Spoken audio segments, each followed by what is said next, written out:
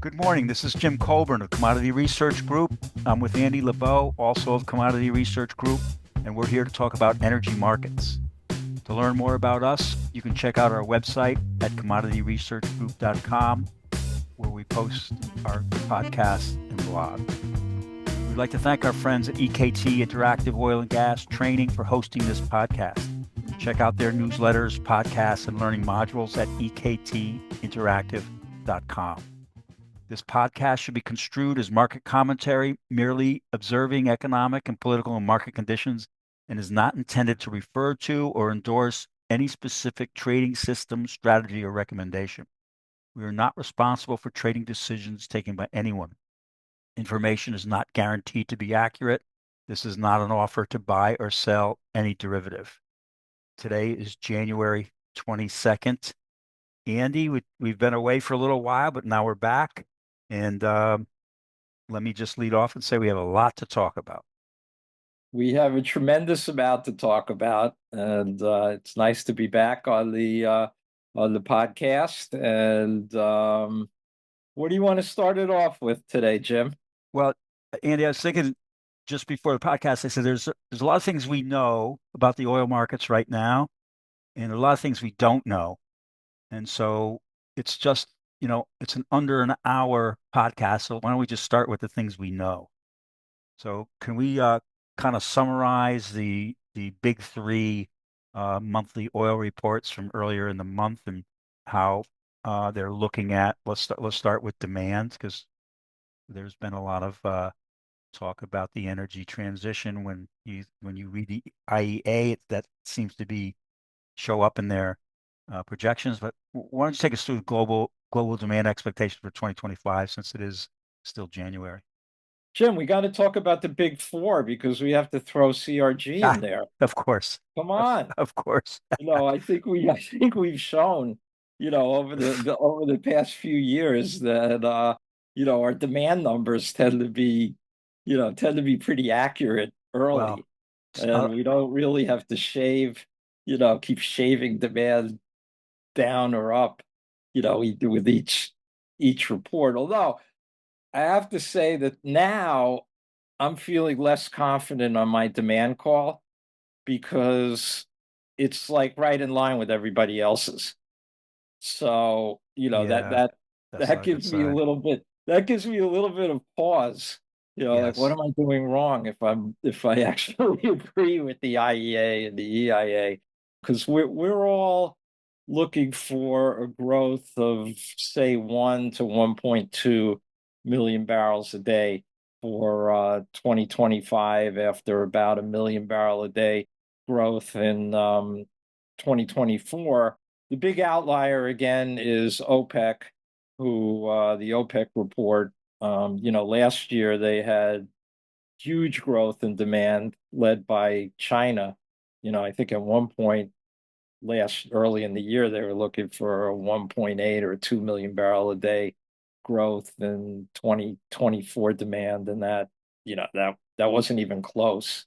This year, I think they're like up 1.4 to 1.5, so at least they have a chance to be a little bit closer to closer to the whole. Speaking about Chinese demand, China, which was the big engine of growth through most of this century, China's demand last year was up, I don't know, like 150 to 250,000 barrels a day, somewhere in that range. And this year, we have them up around 200 a day. And the big change there, of course, has been the growth for LNG demand for as a substitute for diesel, and the boom in vehicles, which obviously has taken away a lot of gas, has taken away any growth in gasoline demand for China. And of course, the economy has struggled mightily. Maybe we'll get a little more growth this year in China's economy. Maybe not, but I think the 200 number is up. 200 is a pretty good call. No growth in Europe. The EIA has demand for US up 200. I think they're looking, the diesel is where they think demand is going to grow in the US this year. And, it should be off to a pretty good start. We haven't quite seen that in the weekly reports, but diesel demand in the US because of heating demand, we should have a pretty robust January, and that may carry us. Gasoline demand flat, and petrochemical demand, up a little bit in the U.S. Most of the growth is going to be, the big driver now instead of China is India. I think most of us are looking for 300 to 400,000 barrel a day growth in Indian in demand from India, and also Asia writ large should also be contributing. So I think that 1 to 1.2 number, Jim, is I think that's going to be right on. Where could it be greater? Obviously, if the global economy is much stronger this year, it could be higher. If the economy is much weaker this year, Hmm. naturally it should be lower. But I think that, I feel pretty good about that 1.0 to 1.2 million barrel a day growth in global demand for 2025. Well, the EIA has their first projection for 2026 demand growth, which is another 1.1. It's pretty far away, but I think they're looking for something like 2% GDP growth in the U.S. for this year and next. But it's not peak demand, but it's lower than trend. Yeah, it's low. It's definitely lower than trend as a percentage of either where we are in supply or growth versus total demand. It's definitely below where it was as a pre-pandemic growth. And obviously, there's for both 25 and 26, there's certainly some uncertainties beside the economy, that being the growth of electric vehicles, the adoption of electric vehicles versus gasoline powered vehicles, and that, of course, there's a lot to that coming up, I think, over the next couple of years. Yes. I mean, we see it in our anecdotally, we see it and we see it in the numbers as well. There's so that's kind of stuff we know and some projections in there. Why don't we start talking about some things that we don't know, like what the new administration is going to do relative to, international barrels. What we January 10th, the Biden administration strengthened the sanctions on Russia. What's your number for how many barrels that'll affect versus what the market's looking at? Well, that is, there is a really big unknown as to what Russia production or exports, more generally, what exports are going to be. The numbers are really all over the place. Our number, the CRG number, is we're pretty conservative at up about 400. I'm sorry, down 400,000 barrels a day in exports.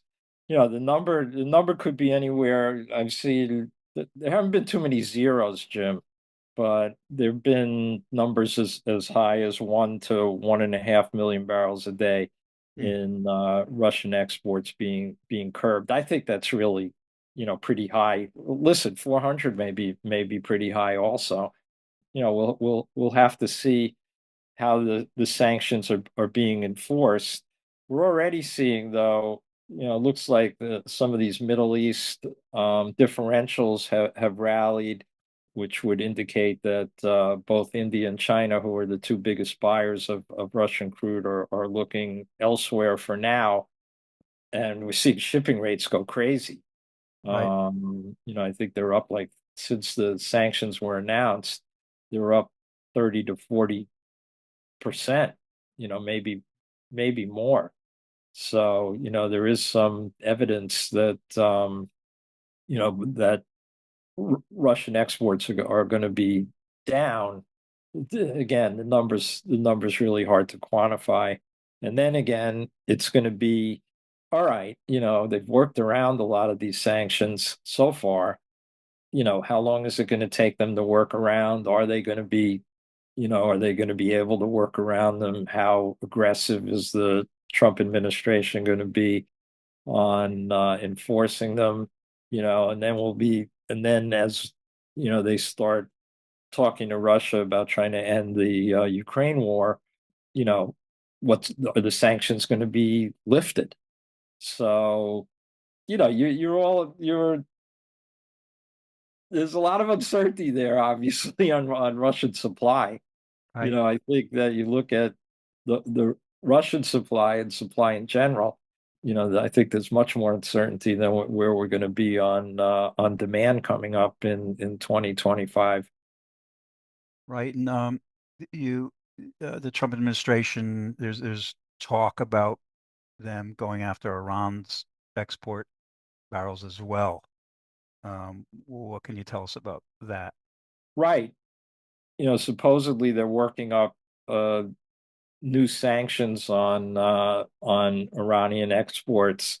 And right now what we're using is we think it could be like 150 to 200,000 barrels a day shaved from Iranian exports. It could be more, it could be less, but that there you as I there's another big unknown going into 2025 is what those sanctions will be, and what the whether Iran is going to be able to work around it or not. I mean, they have been stymied a little bit.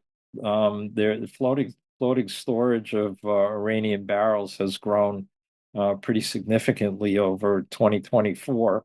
So, that would indicate that it hasn't been as easy as it was maybe in 2023 to get their barrels moved. And then, of course, as long as we're into the supply discussion, what is OPEC Plus going to do? They are supposedly beginning in second quarter going to increase, according to the deal, according to the table that they produced in one of their communiques. But according to the table, they're going to be increasing production by about, let's say, 350,000 barrels a day a quarter, at least on paper. Mm. Much of that is going to be Saudi. I don't think it's going to be anywhere near those numbers.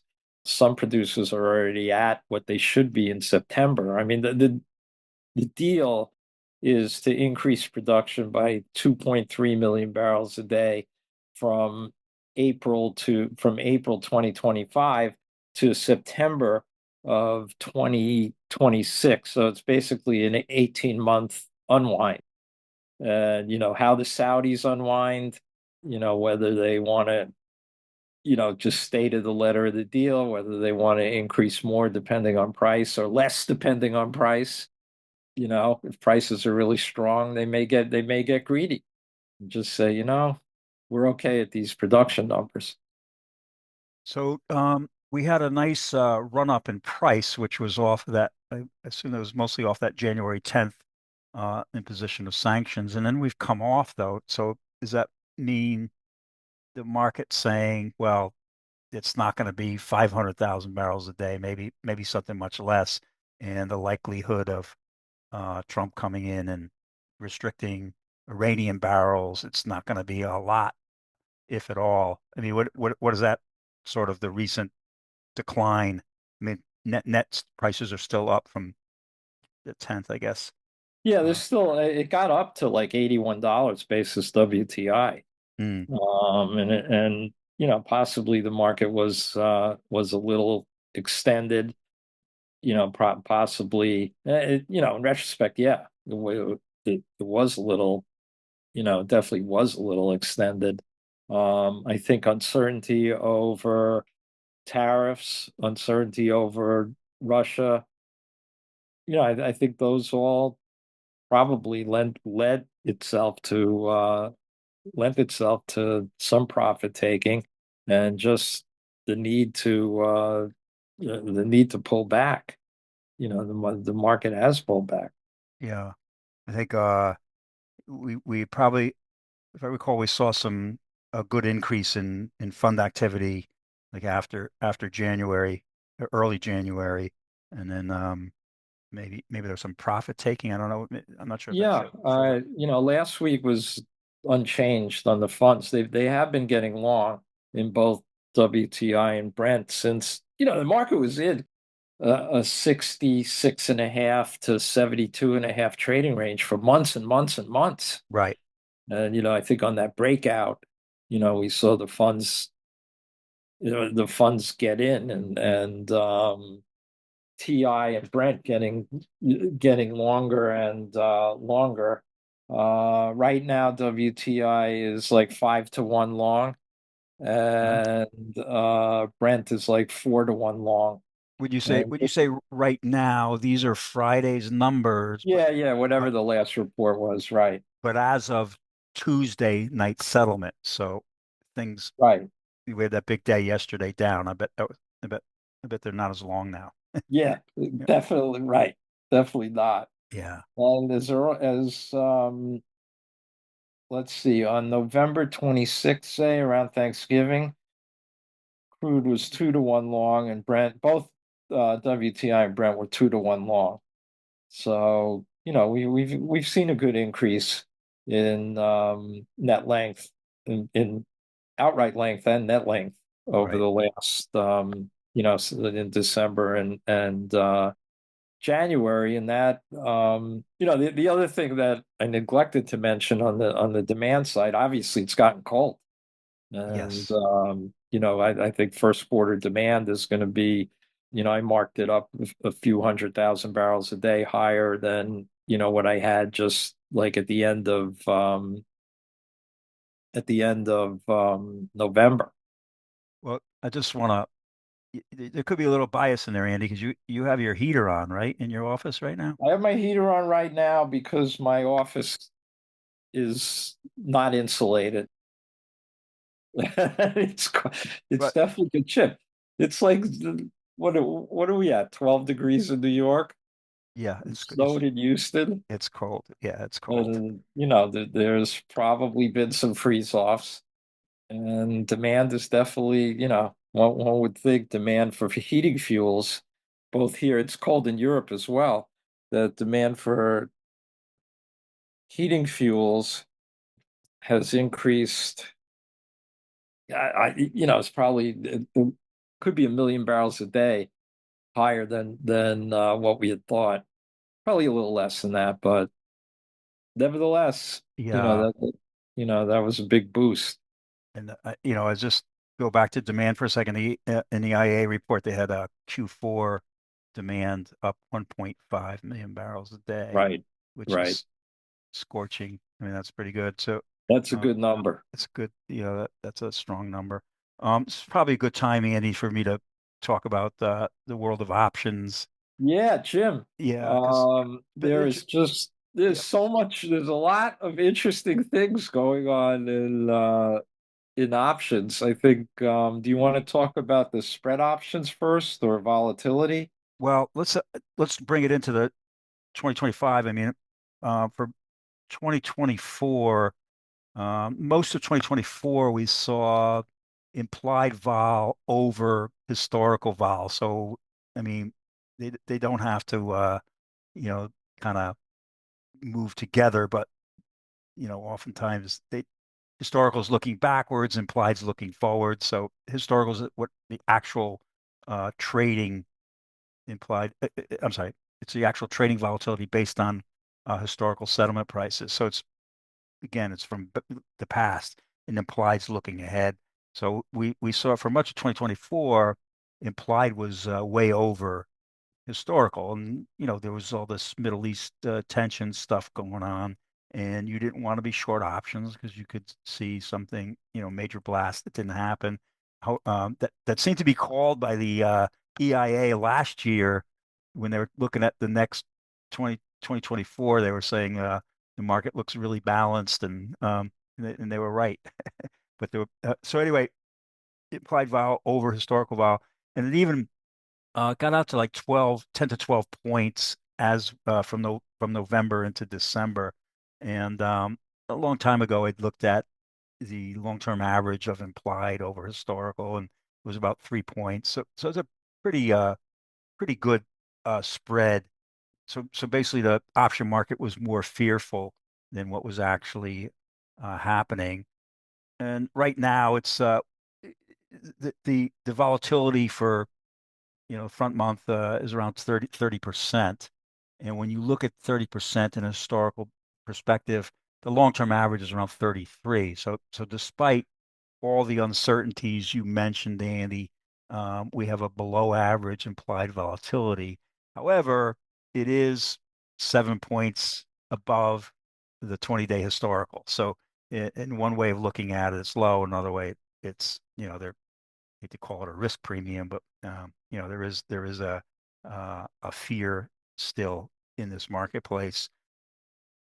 The On that move up, we saw increased volume in options, but the open interest in puts was growing faster than calls. So it was kind of you did have some liquidation of call positions on the way up, and you had establishing put positions on the way up as well. So it kind of made me think that there's still producers and people worried about or thinking about prices going lower once we going forward, despite all the chances for uh, you know barrels to be taken off the market from sanctions, and maybe they're looking at that lower demand. I think you talked about it earlier about the bearish view people had as we got you know into later in the year with oversupply, especially the IEA, and so that makes a lot of sense. And so we also see it in the skew, the front month skew for options was positive, turned positive, and that's kind of a little unusual into the rally. It flipped positive, and now it's zero, slightly negative now since we've come down. And in December, it was always negative. It never flipped. So that's kind of a little more support for the idea that there was some put buying in later 2025. And then if we looked at the options that were active or the ones with the most open interest, we see March 80, 85, 90 calls. They have about 50,000 lots of open interest on each, and that's combining WTI and Brent. It's kind of same strike. They're obviously at different prices. And the Brent March 100 is the most open interest with 77,000, and that's a lot of that's probably left over from a while back. And on the put side, March 60 to 75 puts. They got 20 to 30,000. And the big one is D's 50 put in Brent's got 38,000. So, it's kind of, I was a little surprised, I guess, when, I get caught up in the emotions. I go, oh, there's sanctions on Russia that might actually take barrels off the market. And then we have Trump coming in. He's going to do something with Iran. Why isn't there more deep out of the money call buying? And I guess you kind of mentioned, the couple of the bullish. We got OPEC in the background with what's their excess capacity now? It's like 5 million barrels. That's just Right. OPEC, right? That could come on. That's planning to come on, but we don't know. You never know exactly what they're going to do until it happens. And then yeah, there was a whole bunch of mostly on Friday, this past Friday, there's a whole bunch of spread options that traded, and I don't really have a good feel for what was going on, except it was a lot of liquidation. And it's the day before, or kind of the Friday before the Trump inauguration. I don't know if they felt there was going to be some, maybe it's sanctions, or rather tariffs on Canadian barrels. I'm not sure what was going on there, but it looked like some liquidation of positions. I don't know if they were profitable positions or somebody's blowing out. Maybe someone who's listening to the podcast can comment once we post it up on LinkedIn and other places, and we get a better feel for what was going on there. But definitely a high volume day, and net major liquidation of positions. So add this all up, Andy, and let's get into some prices. I noticed the Kemp survey. He's the reporter from Reuters, excellent energy reporter, and he's the guy that does the summaries of the fund information in a chart book that's excellent. If you don't subscribe to his stuff, it's worthwhile. He's got the 2025 average at $76. This would be basis Brent, and the range is around 75 to 80. And I think there's always like a bias. Like if you're going to model, if you're going to use an econometric model to model the price of oil, the best explanatory variable would be yesterday's price. And always Right. right. So I always think like it. He said it was in his piece. He said it's pretty narrow around 75, 80. But let's let's talk about with all this uncertainty. It just seems like a lot, but it's possible it's countervailing. But what are your thoughts going forward? Well, one thing we didn't talk about before we talk about price Uh-huh. is the growth in well, there's two things that we need that we'll be talking about. One is the growth in non-OPEC supply, or the expected growth in non-OPEC supply, which may be one of the main factors as to why the market, why you aren't seeing these big, these deep out of the money calls being bought, Jim, because you have the IEA saying that non-OPEC plus demand is production could be as high as 1.5 million barrels a day from 2024, with growth in the US, growth in Canada, Guyana, a new you know a new producer, really. Growth in Guyana, Argentina, and Brazil. So that expected growth of 1.5 million barrels a day versus the demand growth of, say, 1.2 million barrels a day, and that's not even, we're not even including what OPEC could increase.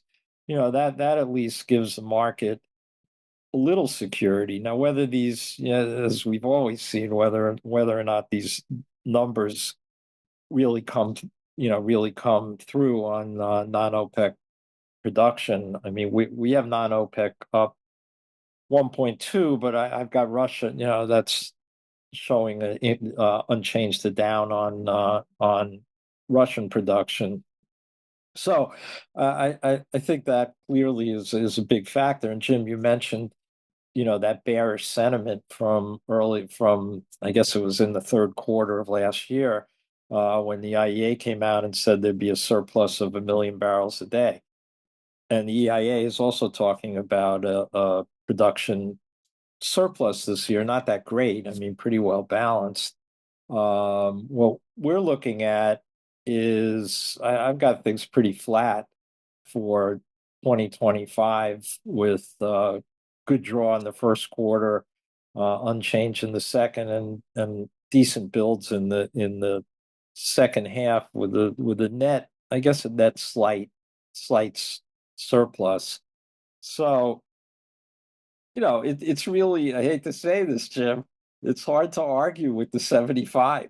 Really, Right. it really is. Unless, again, but as we've been mentioning throughout the podcast, there are a lot of uncertainties that could switch things, can switch things either way. Was that Brent or WTI It was that, Brent. I believe it was Brent. yeah, so that would be down. Down a little bit. Yep. From That I would be guess down, 2020. down a lot. I mean, Brent was like, I think $79 last year. I think they had it as 80. All right, so down $5 probably because of the surplus. And then we don't know what the effect of where world trade is going to be in 2025 and 2026, depending on what the administration's where they go on policy, and in particular on these tariffs. That could cause a lot of dislocation in the market, to say the least, particularly, if we're imposing the 25% tariff on Mexico and Canada, that that could be a major factor on both price and probably on structure, depending on how things work out. Yeah. It's a. I have to go back to Vaca Muerta. I'm wondering what production level we have to reach before they call it Vaca Viva or Viva la Vaca. It is amazing though that is, Vaca Muerte, which was talked about, for years, like all decade, Right. was talked about. That's the shale fields in Argentina. Yeah. And that was I remember talking to a group, I think it was like 10 years ago, about how Vaca Muerte is really going to change, be a game changer for Argentina and South America. Right.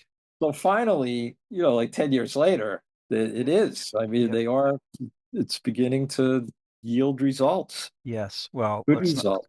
I'm not going to come down too hard on Argentina when New York State is building a transmission line from Canada to New York City to bring some of that clean hydropower in New York City. And it's took them 17 years before they could get going on it. So some of these projects are so tough to happen quickly, but yeah, it's definitely going to help Malay and his reach his goals. And I think inflation's way down. He's been in power for a year, and I think he's kind of pulling out all the stops, especially with this. So we'll see how that develops over time. But right now, you kind of have to be optimistic for reasons you just said. Then it's Yeah. been a while. Now it's happening. And then, of course, Yes. Jim, there is the geopolitical situation, or we always say this at the beginning of every year. Where is where is the supply upset going to be this year? We've seen Canadian wildfires, that Right. took out a lot of volume. Libya for like a decade, Jeez. if not longer. Then Obviously in the Persian Gulf and the Middle East. And I guess the story there is it didn't really disrupt, we didn't lose any volume. The only disruption was shipping through the Red Sea. right. And So I I, guess, it's usually where you least expected something, you know, untoward happens. do you have a number where OPEC says, you know what, let's bang out a million right here? I mean, where everybody's got a number, right? Yeah. Yeah. What is the number? Let's sell a million $100 calls. I don't know Yeah. I really don't know what the no, if you look at they've done a good job, Yeah, I know. all in all, the market's at $80 Brent, last year and the year before was a little bit higher. Maybe it's a little lower this year.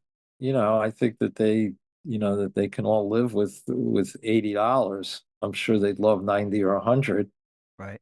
And they clearly, below $70 Brent is, they tend to react. But I don't know if there is I don't know, Jim. Yeah, we Unless it's like, a real crisis. Right. Yeah. We I mean, we kind of, you were talking about the bearish sentiment for later in 2024, and we were actually talking about a potential price war if you know, they start wanting to. I mean, typically Saudi Arabia used to look at losing market share as a reason to put more oil on the markets. Now they seem to be okay with other producers taking their market share. I don't know. It seems, that those used to be the price hawks back in the day, Yeah, Andy, right?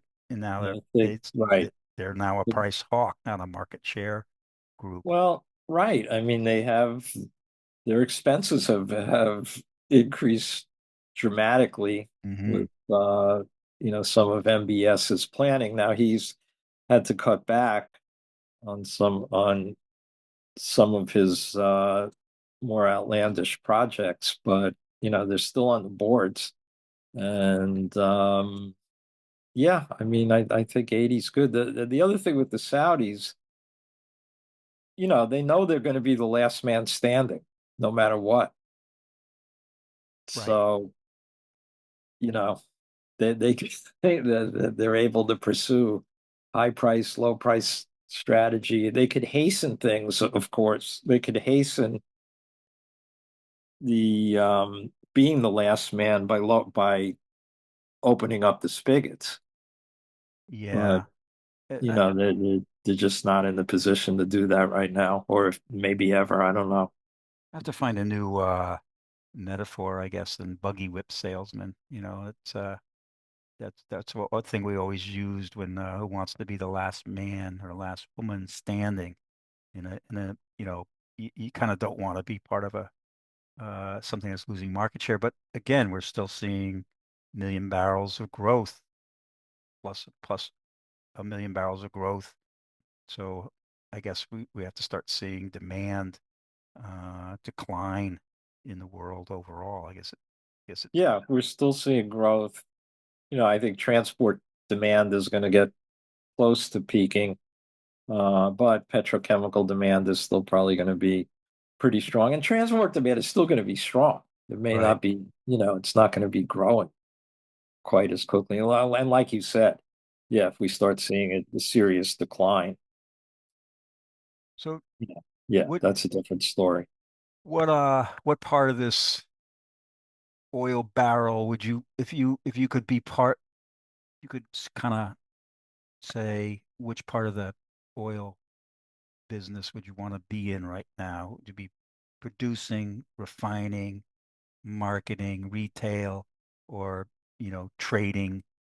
I don't know what would you like? Well, this second, I'd like to be this very second, I'd love to be in the shipping business All right, because that right, is really booming. right. The That's the small ships, right? Or no, yeah, the small ships or even the big, yeah. I mean, the shipping business is the place to be now. Yeah, and it may be for the rest of the year, depending on how trade gets disrupted, doesn't get disrupted, it may be a really good year for shipping. In terms of the traditionals, I would not want to be a refiner, why is that? particularly a Midwest refiner if tariffs on Canadian crude goes up 25%, Mm, that's going to be, you know, that, that's a killer for Midwest refiners because they don't have any other options really. right. And I don't think, again, as we've talked about, we're not seeing tremendous booming growth in transport demand, and we probably are going to have an overcapacity in um, refineries until some of these like Dowager refineries close in Europe, and we get some more closures here in the U.S. We still have there's still an overcapacity. Plus the small refiners in China, the teapots have to close as well. Mm, Then I'd want to be a refiner okay. when all that capacity is sucked out of the market.